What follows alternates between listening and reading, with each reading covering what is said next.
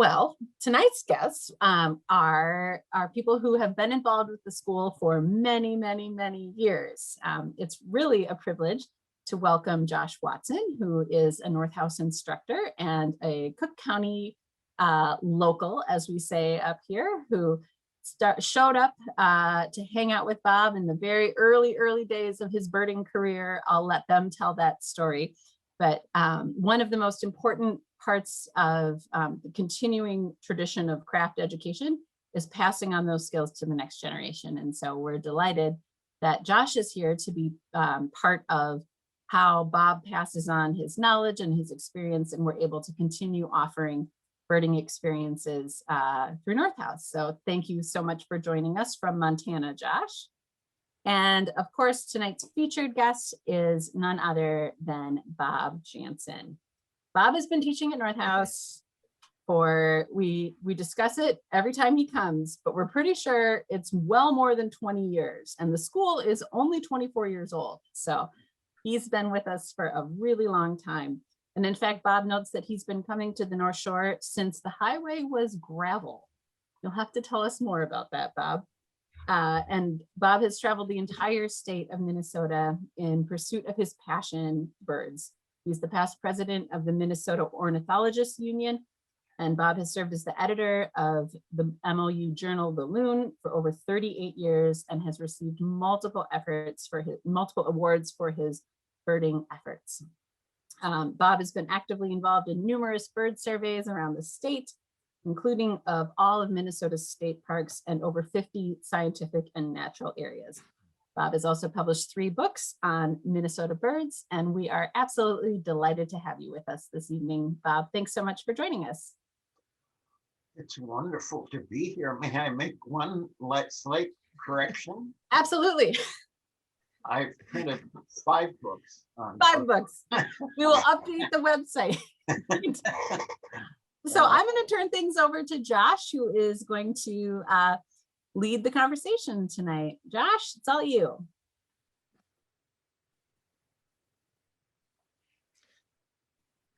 Hey, everybody. How's everybody doing?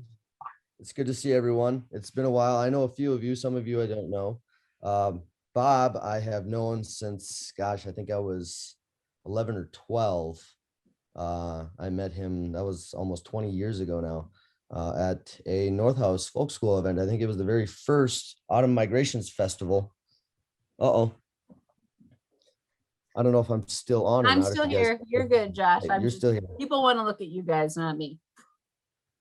She just wants us to look at us. You and all right. I have some kind of unstable internet a little bit, so bear with me. It's kind of going in and out a little bit. But anyway, back to what I was saying, I think I met you at the very first Autumn Migration Festival at the North House Folk School, which I don't think we still do anymore. That was held in October of 2001 or 2002, I think is when I met you. So I was only 11 or 12 years old. And you were about one of the only, I think, guides at that time that was willing to put up with my enthusiasm. You're stealing my story. But he's since... Yeah, well, you've since become one of the greatest influences in Minnesota birding, certainly for myself. There's a few others I can think of, the Hakama brothers for sure, but you had some of the most influence on me, especially at a young age. And then in the consecutive years following, I used to look forward every spring and every fall. You do your classes for the Boreal Bird Festivals and the Autumn Migration Festivals, and I would look forward to that every year, and every year was a new experience. So that's kind of how we met. And I think it was maybe 4 or 5 years ago we started doing classes again in the spring together at North House after I moved back to Minnesota from Arizona some time ago. So I don't know, is there any comments you have, Bob?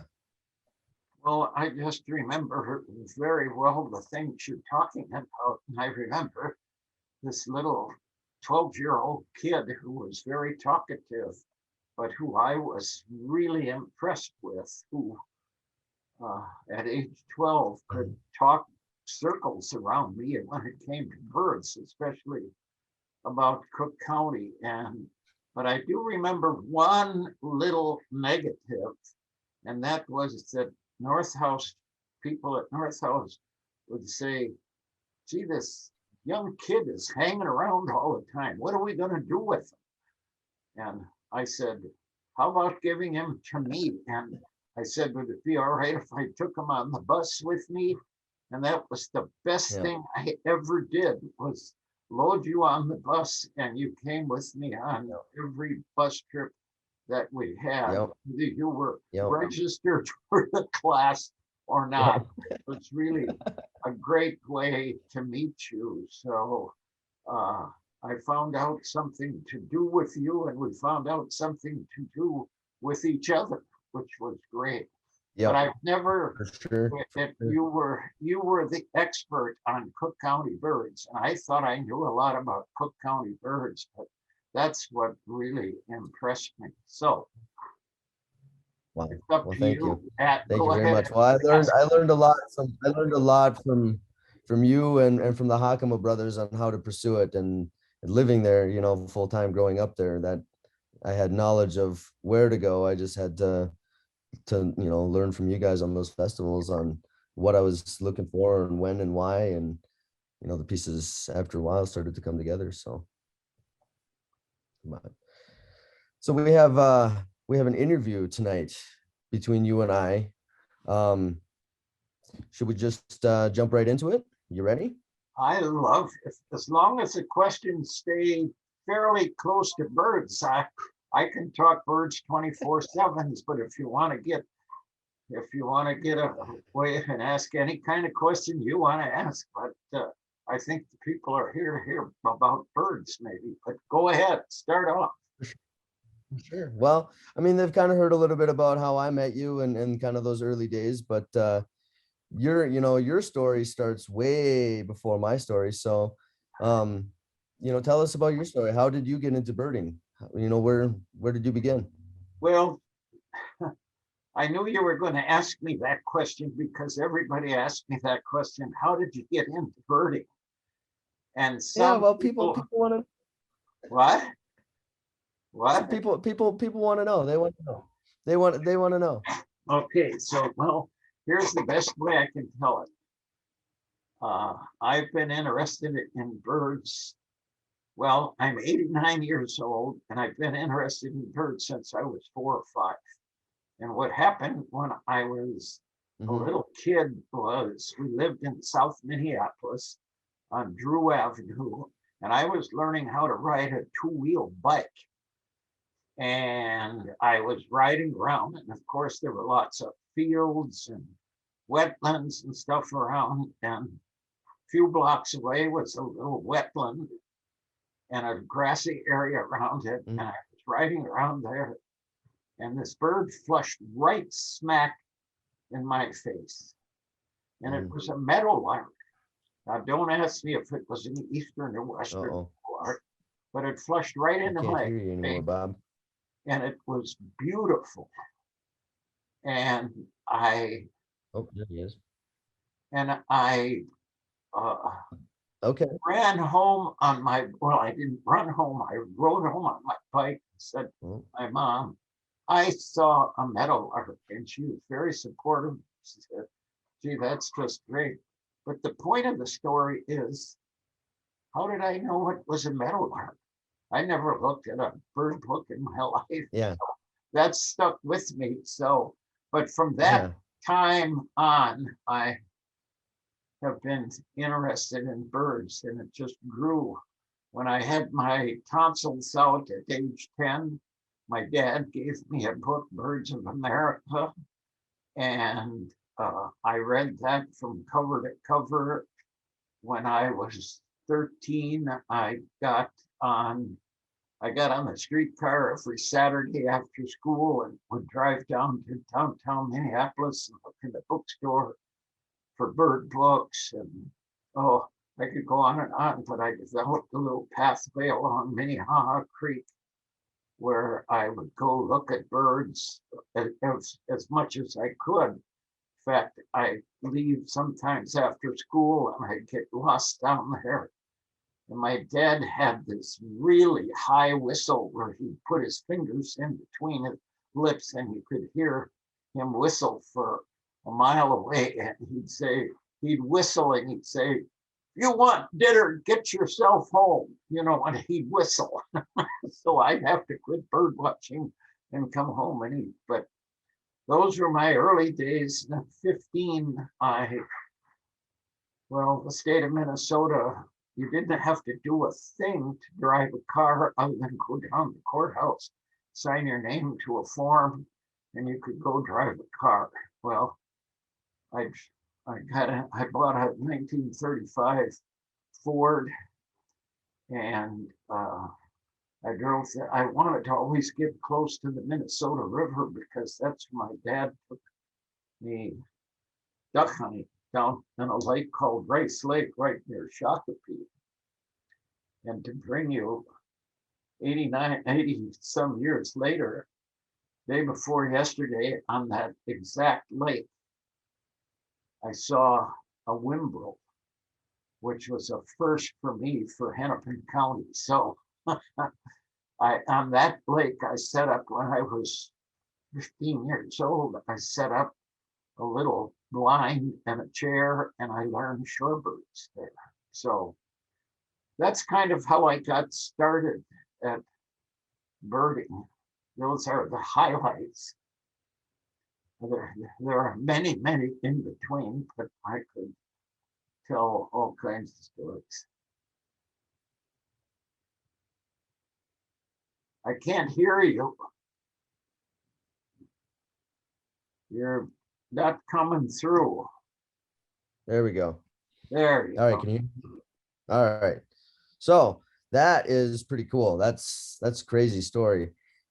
So now I'm wondering, how did you come from there and from that all the way? How this has become more than just an avocation for you. So how did this become your vocation? Well, it was when I was growing up, and finally I went to the University of Minnesota. It was the time of the Korean War, and I had to take ROTC to stay in the university, and I graduated with a second lieutenant registration, and I majored in geography because that's the only thing I could pass. I hated business, and I did well at the university, and I graduated with honors. And all that time to go into birding, if you didn't know how to be an artist or anything like that, there was no business and no way to make a living in the birding business or anything like that. So I had to go to the business world, and I went to the business world. I sold life insurance for 2 years, and I hated it. And then I got a job with an envelope manufacturing company in St. Paul, and I stayed there for 38 years. And all during that time, I was going birding as much as I was working. But my wife and I got married before I got out of college, and we had a child when we were in the Army, and had another child when I changed jobs. In fact, the day she was born, I didn't even have any insurance to pay the hospital to get my wife out of the hospital. Those are all kinds of fun bird stories. But all that time until I was in my 20s, 30s, I was going. A lot of people knew me as a businessman in the business world, but the other half that knew me as a birder. And they'd say, you made your living at birds. No, I made my living making envelopes. So it was a twosome kind of thing. My vocation was birding, and I'd go birding every weekend with people that I knew. I met a lot of people who were mentors and this kind of thing. But that's the way my life started. So I was doing two things at the same time until I retired from the business world finally in 1994, when I was 62 years old. I couldn't take it anymore. I wanted to do something else. So go ahead and ask me some other questions. We'll So, stop okay, there. so 'Cause that- well, I that's can, interesting. go ahead. All right, well, what accomplishments since then are you most proud of? Since then or during that time? Well, or just period, just throughout your birding life. I mean, you know, you started off and then you just told us your story about how you kind of got into it more, beyond just a hobby. You actually started working in the field and finding jobs in the field, and so you must have accomplishments, for yourself, either, on both sides of that. Well, when I was still working in the business world, I would bird as much as I'd raise a family, work, and go birding. Those were the three activities of my life. But the biggest thing that happened to me during that time was, of course, one of my favorite places to bird was in Duluth and along the North Shore. And also to go to the Bell Museum and study birds over there, and to attend and to join the Minnesota Ornithologist Union. Well, as a result, I met a person who was a big influence in my life, and her name was Janet Green. And Jan Green and I, to make a long story short, convinced the Bell Museum that we should write a book to bring Robert's birds in Minnesota up to date, because Robert's birds, his monumental work, was published in 1932, and it was the most beautiful book up to that time ever published on birds by a state. But by the time that I was, by that time, it was out of date. By 1970s, it was out of date. So we convinced Dr. Breckenridge, who was the leader of the Bell Museum, that there should be a new book or an updated book published. So Jen and I, to make a long story short, finally convinced the Bell Museum that another book was needed, and Breck found the money to do it. And we published our first book together in 1975 called 1974-75 called Minnesota Birds. And what we did was we brought the distributional data of Minnesota birds up to date. And there were 334 species that had been recorded in the state up to that time. Roberts was only around 300. So you can see how the bird populations and the knowledge of birds was going on. But with Jan and I wanted to record that. And Jan and I have been amazingly good friends since that time. So but in updating that. Yeah, in 1987, I decided to revise the book and published another revision of the book, and because the state list had grown to 400 species by that time, so I published a book called Birds in Minnesota in 1987. So that brings you up to date through that time. Oh, very cool. So, wow, that's amazing. Well, what else? What other accomplishments? I know you're pretty fond of, was it 225 or 230 ticks in every county now? And I know you're getting up there. Well, I thought you were going to ask me how in the world did you ever get involved in county listing. Well, that's a good question. That's a great question. Why don't you answer that one first and then answer the second one? Well, I have to go back to Thomas Sadler Roberts' time. One of the real sad parts of my life was that Dr. Roberts died, I think, in 1945 or 46, which Mhm. would make me 13 years old. And our family had a friend who worked at the Bell Museum, and she knew I was interested in birds, and she wanted to meet me to meet Dr. Roberts. Well, Mhm. she set up an appointment to go meet him. And the day we got there, he was very ill and he couldn't see us. So I met his assistant, Dr. Kilgore, who said this tall 6'2" guy came down the steps and met me. And here I was, this little 12-year-old kid, like about the time when I met you.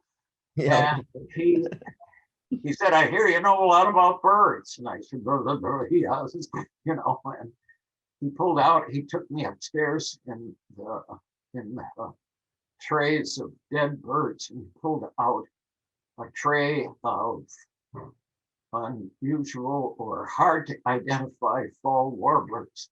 And there were some 30 species in that tray. And he said, I want you to identify these. So I went about and identified. I said, this was a yellow warbler, this is a Cape May warbler, the black-throated blue, this is a dotted tongue.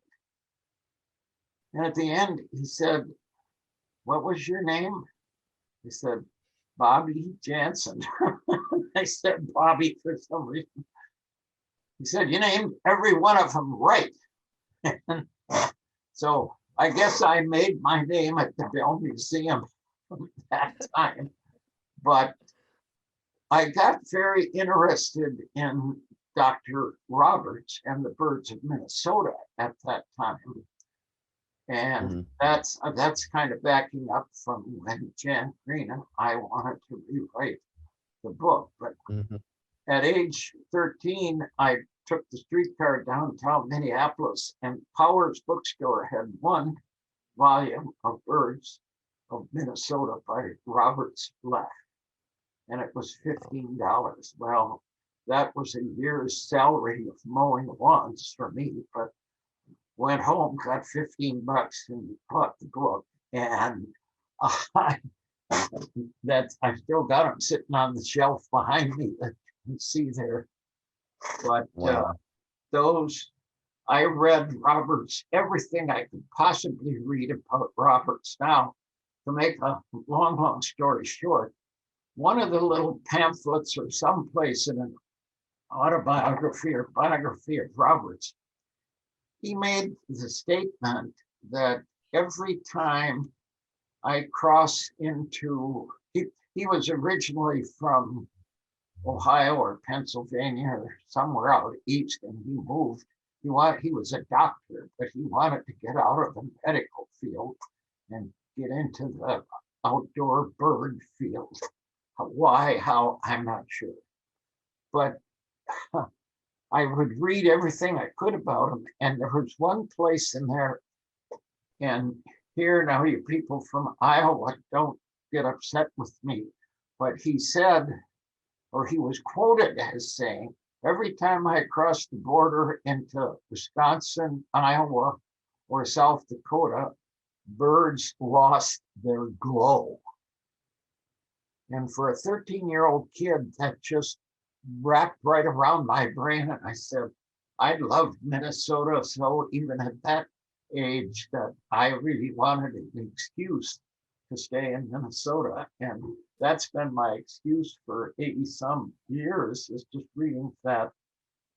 I don't know that birds exactly lose their glow, but I get lost when I get into South Dakota and Iowa and Wisconsin, which I don't in Minnesota, because I know Minnesota pretty much by the back of my hand. So that's kind of a mishmash of stuff, but that's how I really got started. So where were we?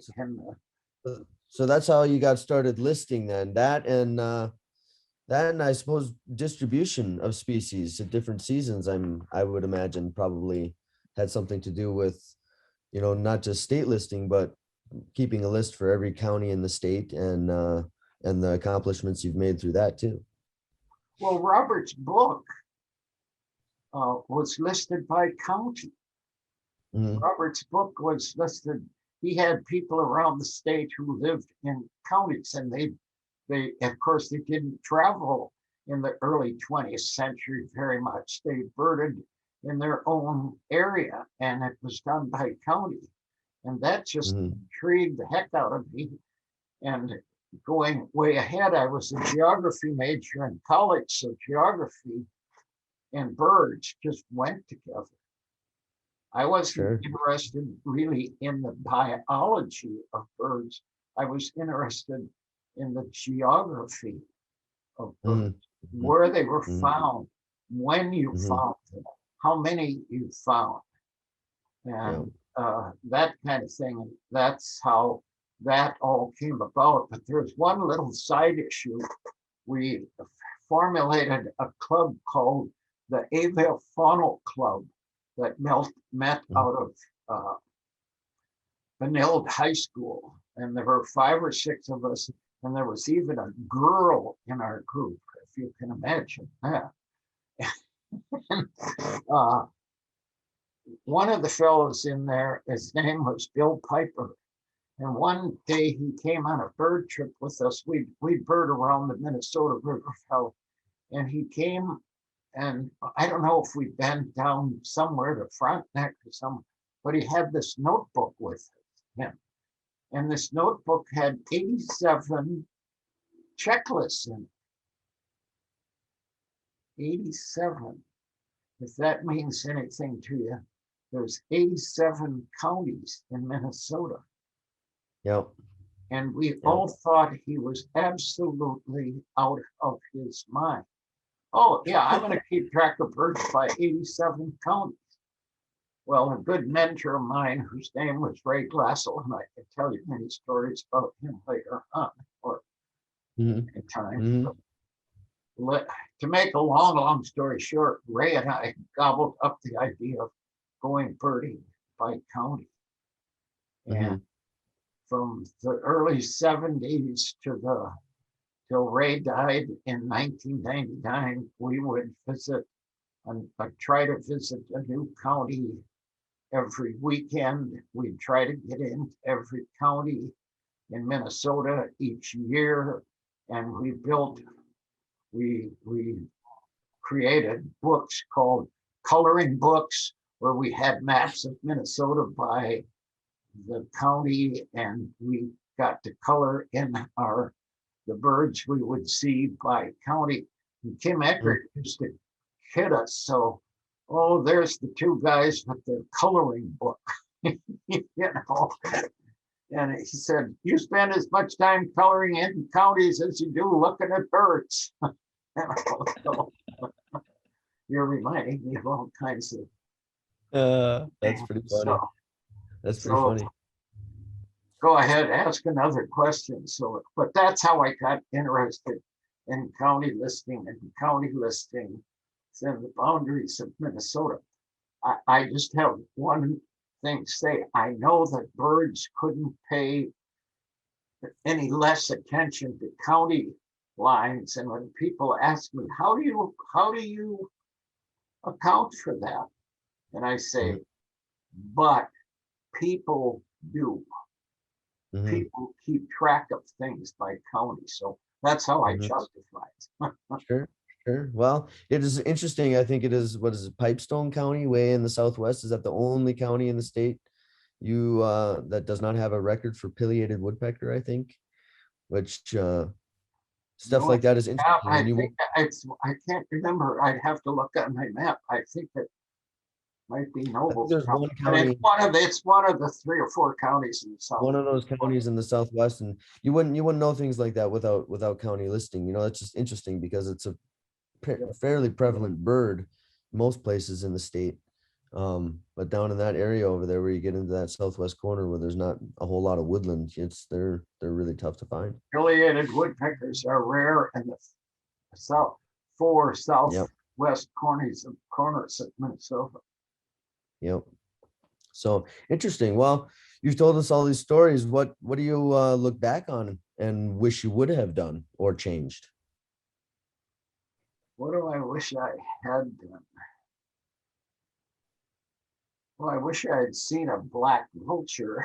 A black vulture is one bird, and all of my birding friends and all of the guys who are tied up with listing and all of those people, and I could name them, all of them have seen black vultures, but I haven't.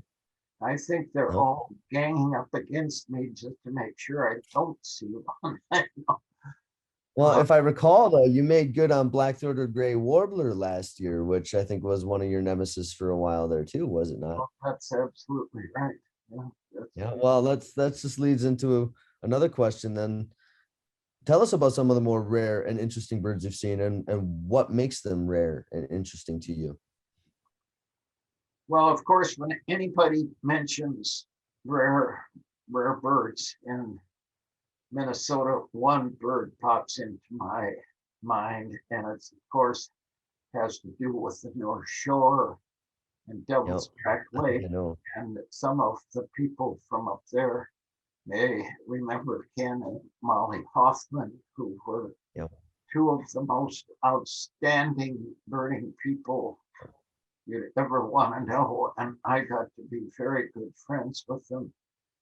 And I'll never forget the one November morning when Ken called me and said, Bob, I ran across this flock of grosbeaks up by the Devil's Track River, and there was a field fair in with them. I said, not what? And of course, a field fair is a bird of Europe. And it has, make a long story short, it had only been recorded in places like Newfoundland, and maybe, I think there might have been a record or two from Maine or Massachusetts. There were no interior North American records for that bird. Well, it was late in the afternoon when he found the bird, so it was we were all up at Devil's Track Lake, not all of us. I was certainly there with a number of people in the morning, and here was this flock of, and right now I can't remember if they were cedar waxwings or bohemian waxwings. Or were they robins, maybe? Robins, excuse me. You got a better memory than I do. They were robins. The field fair was with robins. And there was a field fair. So any of you who don't know what a field fair looks like, find a field guide that lists the species, and that's what we saw. And I'm forever grateful to Ken Hoffman to finding that bird. And the fun thing about for running 20 years of that was in 1994. And ever since that time, every time we load the group in the bus at North House and start up the shore, the bus drivers have gotten to know me, and I don't even have to say anymore. And they'll look back at me and they say, should we stop at Devil's Track River? And I said, you better. And so they announced, the bus driver announces the tree. He stops the bus and says, see that tree over there? That's where a field fair was seen. And I've trained the bus driver to know where Minnesota's rarest bird is found. That's kind of a fun story for North. That is cool. Very cool. You remember you would also. Oh man, I don't know if I do. That was probably, the field fair was before my time, I think. Oh, I know it was before your time, but you've been on a couple of trips where we've gone by that tree, I think, haven't you? Oh, probably. Yeah, probably a couple. Probably a couple. Okay. All right. You're just mad because you didn't see it. Oh, well, how could I? Field fair, that's like the rarest bird that's ever showed up in Minnesota. I mean, there's been some good ones over the years, but field fair has got to be, I think it's still the furthest inland interior record for a field fair in North America. The furthest inland record. I think there's now a record for Ontario. But I think there might be. Yeah. Interesting. So what other? Go ahead. Yeah, tell us more. Tell us some more. Well, I have to stick for the next one with the North Shore. And that had to do with what was the year? What was the year of, oh gosh, for a dipper? The dipper is Yes. not only one of the rarest birds in Minnesota, it's as unusual as the fieldfare, because the dipper is a bird of Western United States, and the closest, it's a non-migratory bird, Mhm, and the closest range is in South Dakota.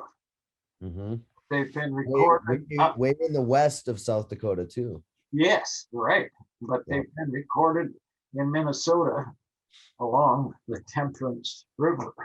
Mhm. And on February 18th, 1970, Jan Green and I, after we had heard about the dipper, I picked up Jan in Duluth and we drove up there. And we got up there and it was a cold February morning.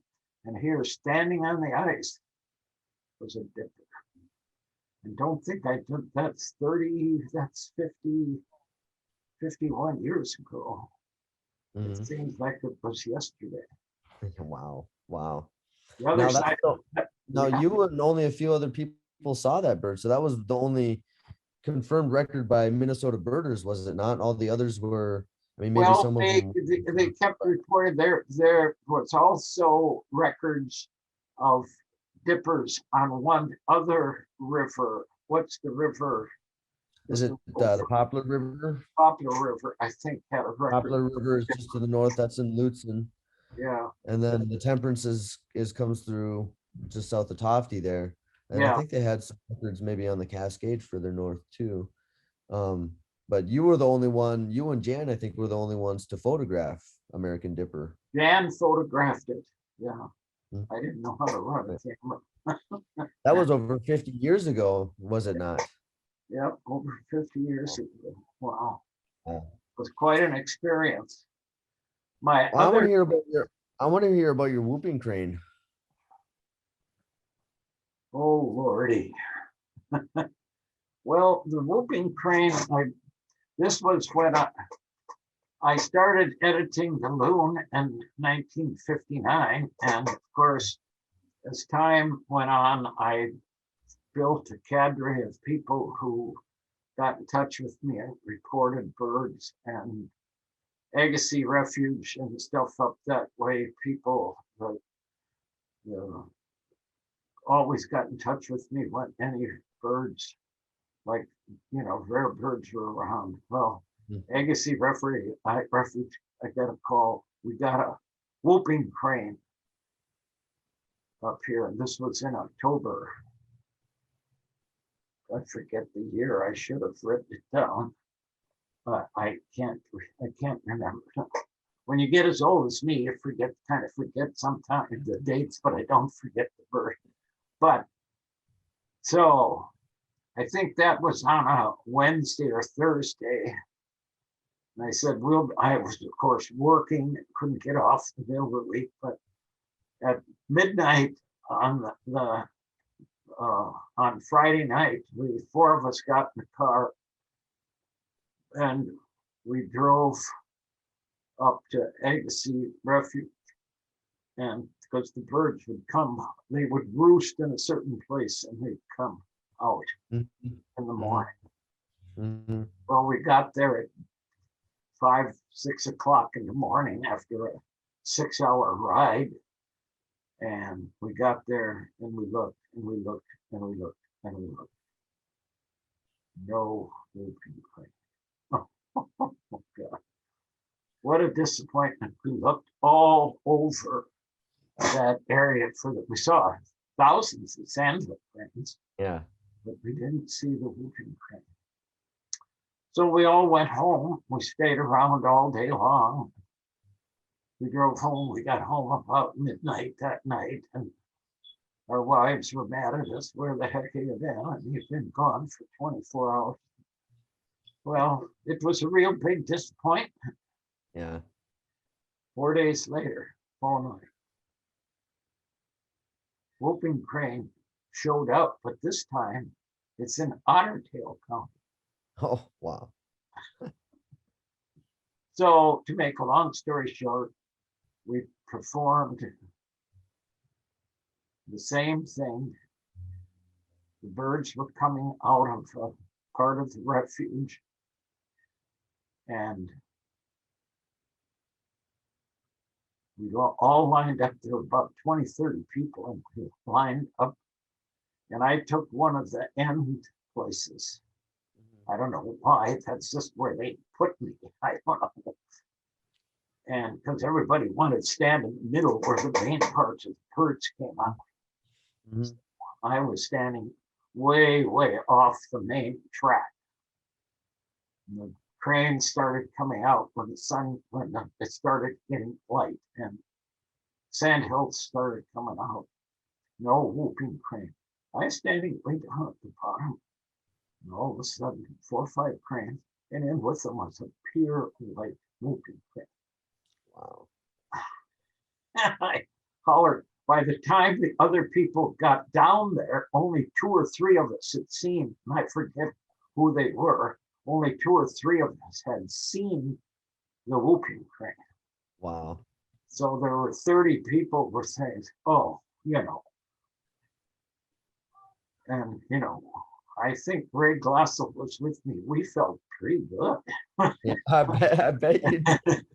But we had to find the birds went out to feed, and then around noontime they would gather in some of the. Did I say Otterdale County? It was Polk County. Uh-oh, yeah. I misspoke. It was Polk County. I knew. I just thought of that now, and somebody had catch me. But it was Polk County where we were, south of Marshall County. Okay, From the way up week in before. northwest Yeah, part of and we Minnesota. found, and the people there, the Fish and Wildlife Service people had kept track of the crane. They were following the crane, and they followed it and told us that it was coming out at the same time in the morning, and it would go visit some of the potholes. Mhm. Well, we spent the whole morning after the birds had flown out, checking potholes and checking places around. Well, there was this one no trespassing place where there was a big, deep pothole that had a big bank around it. I don't know how it had been formed. And about 10 of us decided that we'd go. They had seen about 100 cranes drop into that pothole during the middle of the day, but not the whooping crane. But well, it was late in the morning, early afternoon, and we decided we'd go try that. And we got to the edge of this, and it was all no trespassing, Fish and Wildlife Service, blah, blah, blah, blah.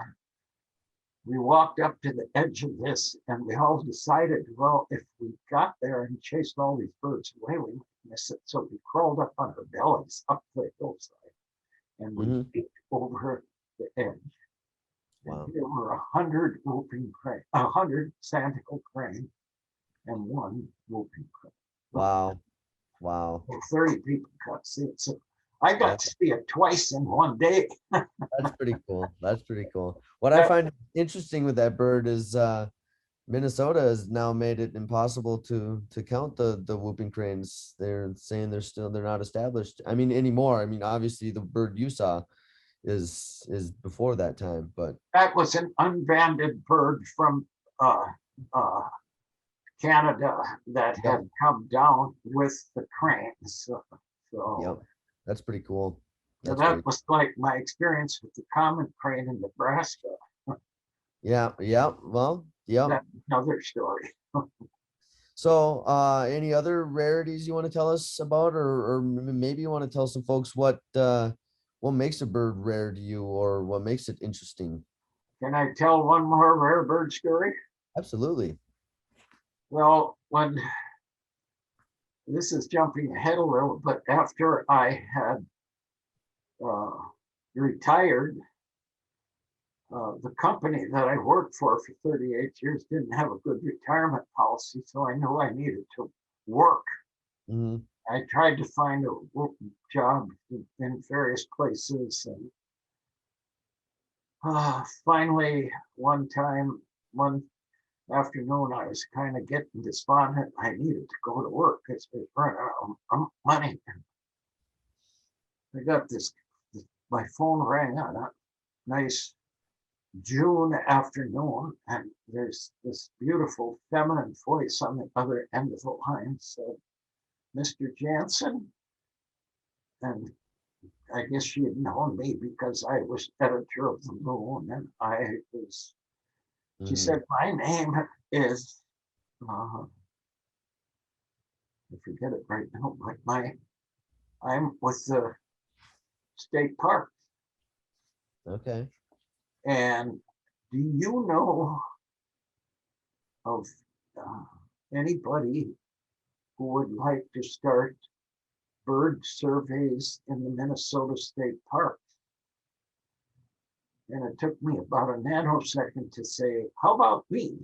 And she said, "Oh, would you be interested?" She said, I thought you'd be too busy." Her name was Sarah Vest, by the way. It just popped my mind for a minute. But Sarah said, so again, to make a long story short, Sarah and I got together, and it's a long story. For over the next 6 months, we planned on how to start doing bird surveys and what the state wanted. And the state didn't know really what they wanted at all. So they said, "Bob, you figure out the protocol and we'll okay it. We won't give you the protocol, you figure it out and we'll okay what you put together." So we started out in 4 local state parks: Fort Snelling, Afton, the one up in Chisago County, and up that way. And those 4 counties, 4 state parks. And I set up a 4-year or 2-year survey route and how I would do it, what we would do, and that kind of stuff.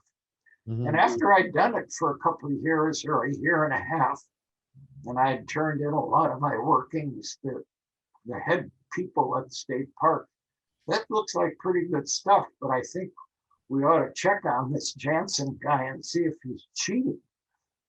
So they said, "We'll meet you out at Afton State Park. We'll meet you there on, I don't know whether it was a Saturday morning, it doesn't make any difference, but I think it was Saturday morning." But 2 of the big officials from state parks met me out at Afton State Park and said, "We want to travel along with you." And I took them to an area and pointed out some birds. And we started keeping a list and doing this. And then, at the end of that, we were going to go on to another part, and we came up out of the hills, and my car was parked and her truck was parked. And I looked way, way down, maybe, it was a good half mile away, and I saw this big bird perched in a dead tree. And I said, "Gentlemen, I think I've got something pretty rare there." I looked through I didn't even want to call it out. Well, to make a long story short, it was a white-tailed kite, and it was Minnesota's first record for a white-tailed kite. And I had to get close to it. It wasn't a swallowtail kite, it was a white-tailed kite. Wow. Well, the end of the story is they never wanted to go they never checked me out on another story, because they hired me for 11 years to do bird surveys on the state park. They said, "Any guy who can find a new Minnesota bird when we're looking on must be worth something." But that's one of my favorite bird stories.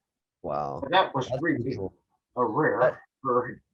A couple of the cool. other rare birds that I found have been, like Jan Green and I found Minnesota's first black-throated sparrow at Stony Point. grade class. So Wow. went, and I found Minnesota's first ash-filled flycatcher up in Morrison County. So Wow. those were all That's kind pretty of cool. fun days. Go ahead. Yeah, that's great. That's great. Several of those species I still haven't seen in Minnesota, so that's pretty cool. So maybe you should tell us about some of those birds you see most frequently that still delight you, that you still find a lot of enjoyment. I mean, it's always fun to chase rare birds, and obviously, a lot of these species you're talking about have only been seen, a couple times in the state, maybe only the one time. Um, but you see several species every year, especially in your county listing endeavors that you see pretty frequently. Well, even to get away from county listing, Mhm. one of, and I've been telling you old time stories. How about a story from last week? Okay. Uh, my daughter, my uh, younger daughter is not a birder at all, but she runs in to a lot of people who are semi-interested in birds and this kind of stuff.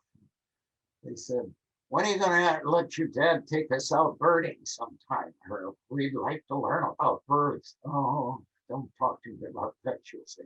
Well, she called me up a couple of weeks ago and said, I got two people that I work with who want to go out birding with you. I said, good, have them call me. Make a long story short, a week ago, last Monday, we went down to Cedar Avenue Bridge. Mhm. Well, I didn't know either of these women. They picked me up. I didn't know their birding skills or anything, but I Mhm. did find out as we were riding down to the Cedar Avenue Bridge that they had a love of birds, but they didn't really know much about birds at all. In fact, they hadn't even bought any of my bird books. so, so uh, I brought my scope along and we went down the Cedar Avenue Bridge. And one of these young ladies was born in Guam, and she's lived in Minnesota for quite a bit of her life. And one of the first birds we saw was a male blue-winged teal. And she just about had, I thought she was going to pass out. She said, that's the most beautiful thing I'd ever seen. And it was that way for 4 or 5 hours. I'd show them a shoveler or a common bird or even a red-winged blackbird would sit in front of us. Oh my God, look at that red on the wing. And each one of those birds that we saw, I think we saw about 40, 45 species of birds Mhm. that day. And each one of them brought back memories to me of when I had first seen these birds or how I still, and it was a great joy Mhm. to see these birds over and over. I never get tired of looking at red-winged blackbirds. And maybe Yeah. a quick story to soothe the people from Wisconsin, Iowa, and South Dakota. Beside my Minnesota provincialism, a good friend of mine, good birding friend of mine, Doug Burry from South Dakota, we met at the birding festival out in western Minnesota, but he was a Mhm. dyed-in-the-wool South Dakota person from Millbank, and he didn't like birding in Minnesota, and I didn't like birding in Wisconsin. So we put ourselves together and we said, let's lead shorebird tours, half in Wisconsin, half in Minnesota, and half in South Dakota. And we did this for about 8, 9 years, but we uh, we just had a great time birding. Shorebirds, I'm backing up a little, but shorebirds, to get back to seeing birds over and over again, but to show people shorebirds, because shorebirds like sandpipers and plovers and that kind of stuff, you can get close to them. But one day I remember we were on the South Dakota side and we were out and we ran into a big bunch of shorebirds, and they were all over the place. And this one, I had my scope set up, and this one lady was standing next to me, and I said, "You want to see a really beautiful bird?" And it was a Baird sandpiper. Half the people in the class didn't even know what a Baird sandpiper was or how to identify it.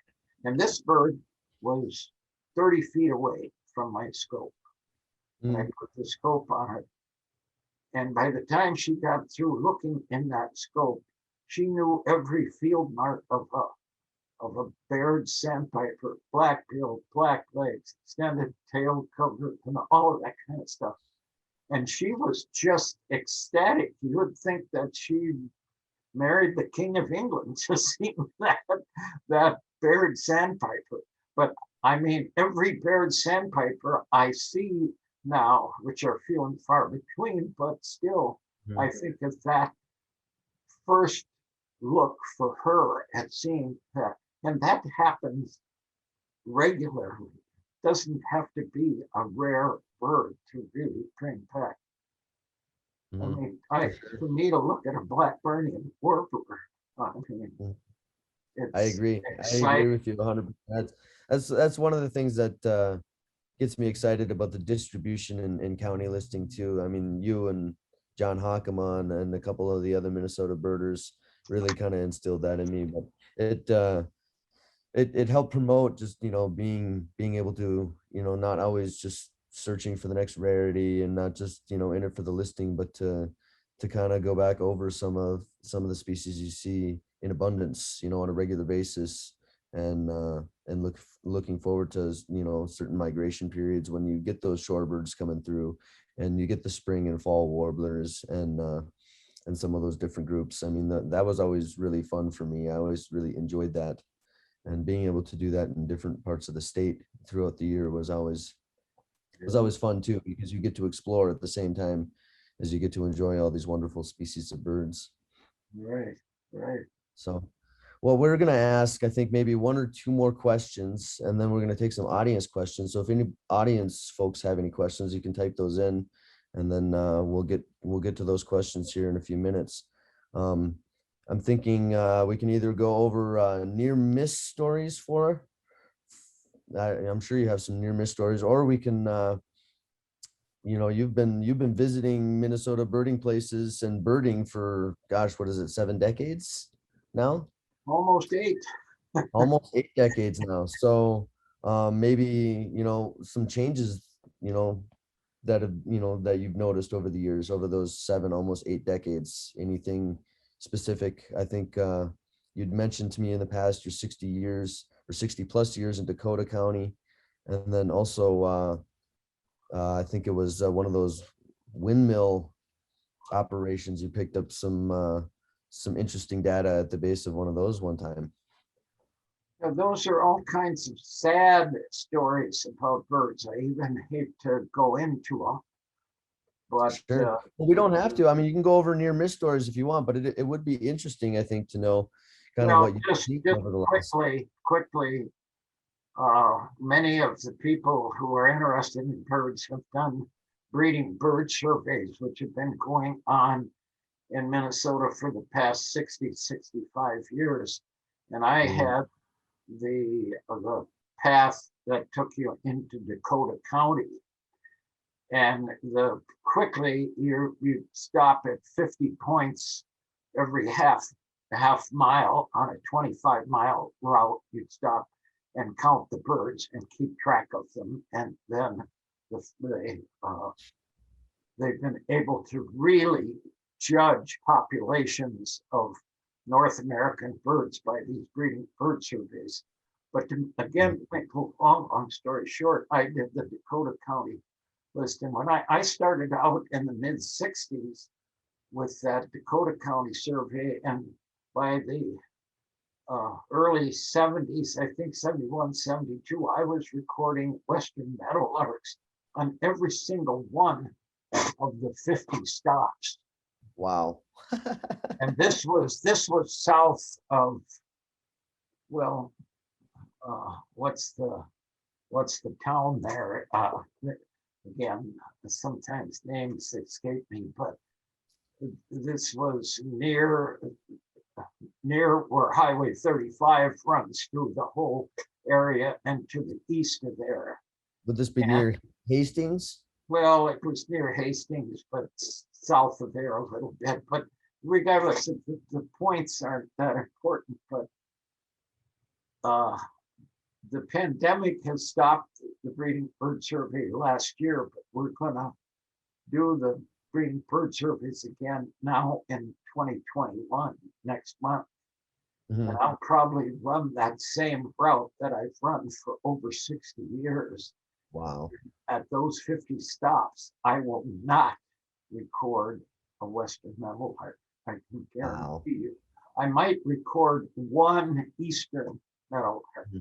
Wow. The other story like that was in, let's see, what was the date? The date was September 21st, 1963.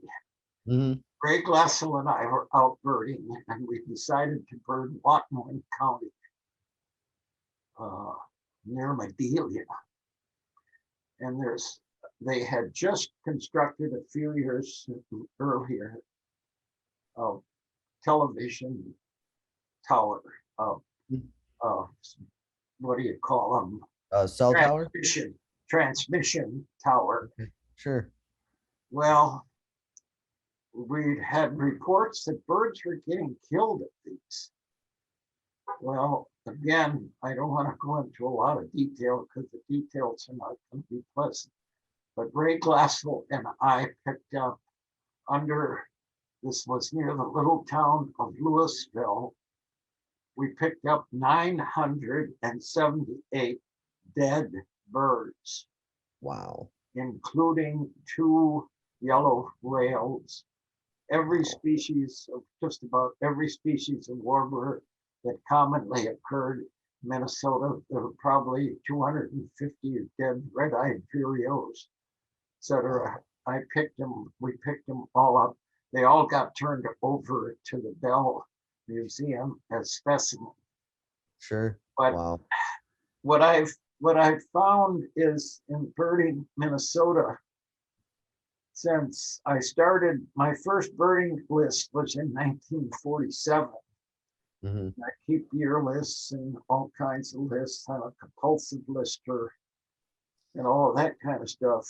But I hate to say it, but birds have decreased by anybody who's been reading the bird literature, that they say 3 billion, there's 3 billion birds less in North America, in the eastern part of North America today than there were 50 years ago. Yep.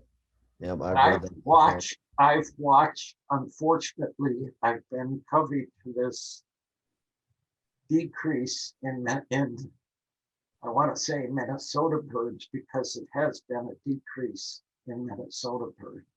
Mm-hmm. I just got a call today from Jim Williams, who writes the bird column for the Star Tribune. And his comment to me was, what's happened to the birds this year? Mm-hmm.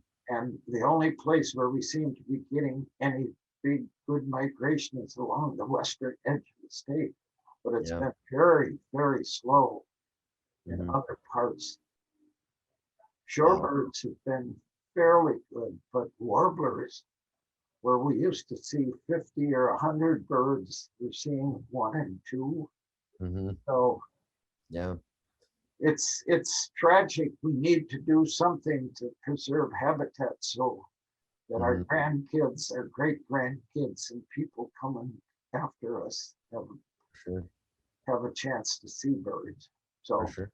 Well, just to end on a better note, we'll just I'll ask you one more question and then we'll get to the audience. Sure. It's just, what do you tell people just getting interested into birding? You've been in this a long time and you've seen a lot of different things. So what do you tell, people like me when I was 11?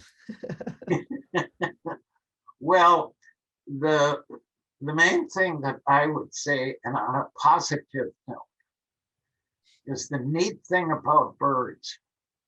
No matter where you go, whether you go to Ecuador or Costa Rica or Colombia or the state of Arizona or to the Mojave Desert or any place, there are always birds to see, whether you look at them out of your kitchen window or whether you're a screwball compulsive county lister like I am.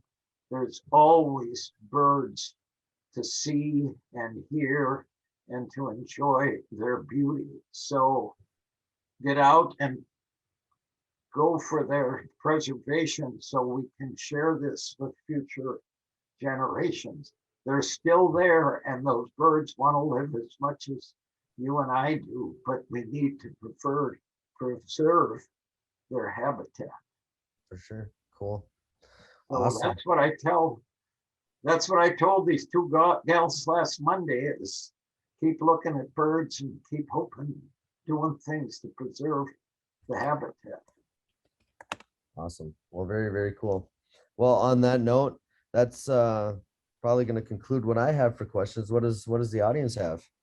Yeah, we've had a lot of questions come in. Thanks so much, Bob, for those great stories and memories and perspective. And Josh, thanks for asking the right questions. So, Bob, I only scraped the top. I know we're gonna have to have. I could have told all kinds of stories about North South Folk School. That is all right. We'll do it again. A couple of questions that have come in that might be kind of interesting. This related to the question about beginning birders. Do you have a scope that you recommend to folks getting started? Depends on your budget. Right. Well, he's just absolutely right. Josh is just absolutely right. But the thing that I tell people to do, and this is the best thing that I can tell them to do, is to go to national camera, even if you live outstate Minnesota. The next time you come to the Twin Cities and you're interested in scope or binoculars, go to their binocular and scope department and sit down and talk to them. The first question they're going to ask you is, how much do you want to spend? Mm-hmm. And if you say $200, they'll say, go over to Costco or the local drugstore and waste your money. But if you want to spend maybe $500 or $1,000, then they start to shiver and shake. But remember that $500 or $1,000 is a lifetime expenditure. I'm the only guy who's ever laid my binoculars on the top of my car one time and run over them with my car and ruined them. So I had to buy some. But that's the only stupid thing that's going to destroy your binoculars unless you drop them in over the Niagara Falls or something. But your binoculars will last you all your life. So you might as well talk to, and enough said, but go to, even if you live in Kitson County, when you're in the Twin Cities, and I want to buy a pair of binoculars, go to those people and talk to them, because they have all price ranges. You can spend from $500 to $2,500 or $3,000 for a good pair of binoculars. Even Cabela's has a fair selection these days. They have, your mid-range like Vortex, which I would consider a decent mid-range selection. You can get anything from a couple $100 pair to, I think, a $1,500 scope. Same with binoculars, or you can get Swarovski, which is really high end, or you can go all the way down to like Bushnell and Nikon and get some cheaper stuff too. So great. Yeah, having the right tools, we can talk about that in any craft area for quite some time. The main thing is, don't waste your money on $200 or $300 binoculars. You heard it here. Can you talk a little bit about how bird song figures into identification for you? Oh, Lordy. Well, there's Everything. oh, yeah. Josh knows as much about this as I do, because Josh taught me a lot about listening for birds, because you're looking at a man who's got the best ears on him, because you do, when you get as old as me, you do lose some of your hearing. But to hear birds, the old saying among birders is, you will hear probably 10 times more birds than you, I don't know if 10 times is right, but twice the number of birds that Sure you you will. ever see. I will never forget that one North House class, a woman asked me, I always ask at the beginning of the class, what do you want to learn? And she said, I want to learn all the bird songs. I said, how old do you want to be? 110, 150? You'll learn half of them. I maybe can teach you in the weekend in Cook County 5 or 10 bird songs that you will remember. But There could be 200 singing, but that's all you're going to remember. right, exactly. But you get the problem with birdsong is so many of the birds we get in Minnesota only sing for 2 or 3 months while they're here. So if I hear a black-throated green warbler sing tomorrow, it's probably, I haven't heard that for almost a year. So you've got to have it. So, but don't try to learn bird songs from listening to a tape while you're driving your car. Go out with a person who knows birds, like Josh. Get somebody, an experienced birdie. Go out with that experienced person and have them point. That's a Baltimore Oriole. Get it into your brain, and then go back to your car and listen to a Baltimore Oriole song, because you've got it up there in your brain. But if you try to put it in there from a recording, it doesn't work. I think Josh will agree with me. I totally agree with you. And right now I'm actually in Western Montana, so I couldn't agree more, because the songs that I'm familiar with in Minnesota are either different here or they have an accent here. So song sparrows sound a little bit different here than they do in Minnesota. So if you listen to a recording and it wasn't recorded where whatever it is you're listening to is, then it might sound a little bit different, even though it's the same species. Josh has just brought up a very interesting point that I can't pass up, that birds are like humans. There's Southern accents, there's Eastern accents, there's Minnesota accents, there's Montana accents, and birds have the same accent.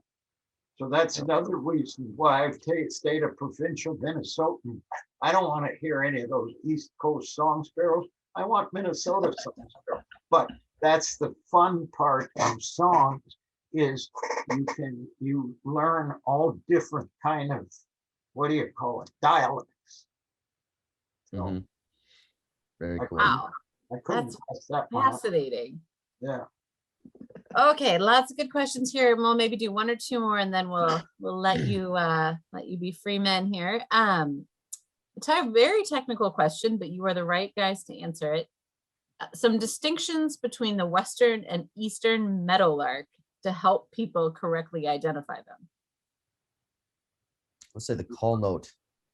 Call note is probably the best way to tell the difference between the two. Imitate The thing about Eastern and Western meadowlarks is they'll imitate each other's songs even, and they look almost identical. They're not reliable on looks alone, in my opinion.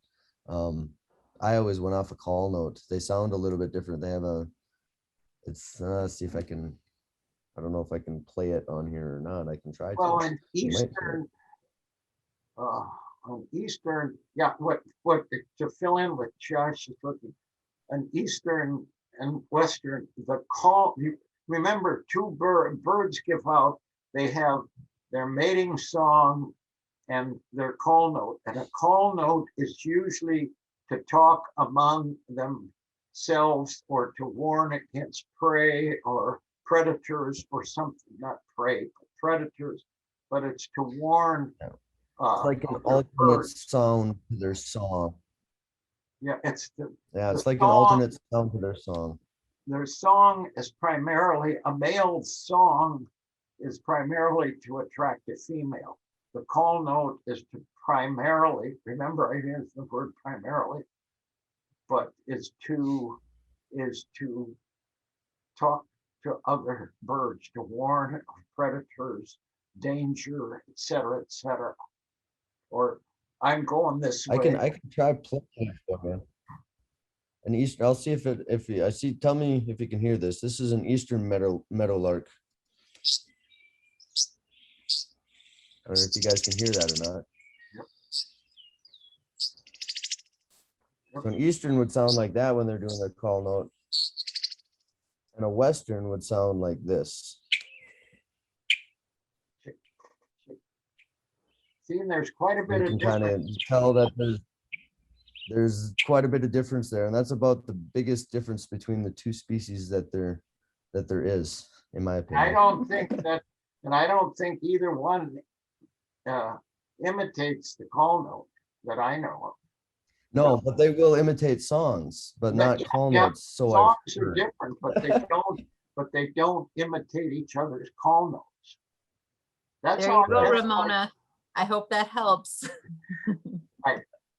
All right, That's how I identified my Western meadowlark in Nanabashu Lodge when this That's meadowlark right. flew I think by I was and gave for that that. cluck, cluck, cluck. Yep. Yep. All right. Kind of last question we're going to go with, I think, this evening. Do you have birding apps or online birding communities that you are a part of? Those are kind of separate things, but sort of how is technology influencing and what's been useful to you as birders? Let me answer that first because I'm the old-fashioned guy, and my answer to those is I'm still not a big fan of eBird, although I'm trying to. But I'm an old-fashioned guy. All my records go into the Minnesota Ornithologist Union record book, which I tried to establish. But eBird, and there's so many there.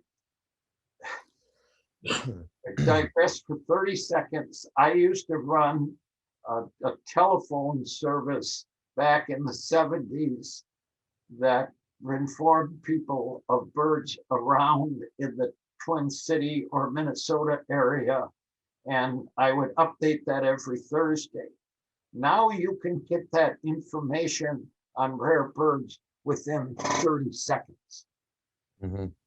Because they have connections between groups. If there would be a whooping crane show up in my backyard, and I'd call one of these guys who is connected digitally, the whole state would know about it. I bet you within 30 seconds. So, and I still can't get used to that. So Josh is the one to answer that question. You know, I even when I started, you know, the MOU, the Minnesota Ornithologist Union, barely had a website, you know, and they didn't have their online database even then. So I even remember the days with printed out checklists and one for every single county, and that's how I got started. But yeah, technology has definitely considerably changed things, almost overwhelmingly so. It's amazing how much faster everything is now. And there's so many different avenues for keeping track of things. There's groups on Facebook. There's Minnesota Birding Group on Facebook. If you really like to list and you think you know what you're up to, there's county listing groups. There's multiple different avenues there to get involved with other folks on the scene, all different levels. As far as apps, my favorite birding app, I use it all the time. It's almost the only one that I do use, is the Sibley Volume 2 app.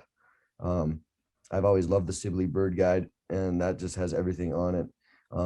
the sounds I was playing for the meadowlarks come with the app for all the species, which is very useful. So that's my favorite app. And I do actually just started, I think last year, started using eBird. I actually like it. But it's because when all your stuff is in eBird, it actually alerts you when you haven't seen something when it shows up. So it's like you get it instantaneously.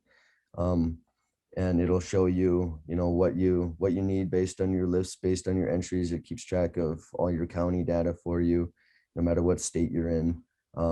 My favorite part about it, I think, is all your data that gets entered. It gets entered kind of as a survey. So every time I go out birding, I'm using that app. I'm surveying just like I would if I was doing a survey for the National Parks Service or the state of Minnesota or whatever state it is.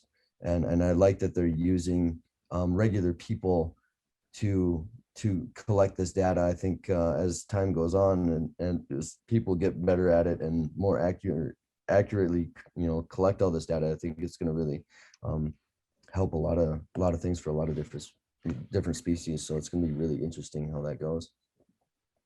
But those are the apps that I use. I use eBird and I use the Sibley Volume 2 app. Those are my two apps. And I use the MOU database. Yeah, we've had it. Well, all my stuff, because I'm connected to the MOU, does go into the MOU, but that's Sure. probably not my main app. The eBird so. stuff does go into the It does. MOU. Mine does anyway, but it's because I connected up. I have an MOU account and I Sure. do use it for relation to eBird. So One of our I do audience both. members recommends iBird Pro too.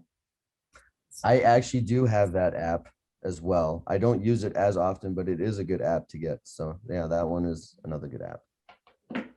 Well, a huge thank you to you both for being part of this, and thanks to all of you who stuck around for a lengthy discussion this evening. We're so glad that you did, and we really hope that Bob and Josh are leading birding courses at North House a year from now. We can't wait to have you back, if not sooner. So thanks so much to both of you. Bob, you say hi to Suzanne, and thanks so much for your time and your stories and your many years of leadership. Jessa, just let me say thank you to North House Folk School. I wouldn't be where I am today if it weren't for North House Folk School. Oh, that's so kind. That's one of the most wonderful things that they ever thought of in Minnesota. Well, thanks, For Bob. sure. Yeah. All Thank right, you guys everybody. both. Thank you. Blast. Yes. Thank you. Take care, everyone. Good night. Good night. Guys.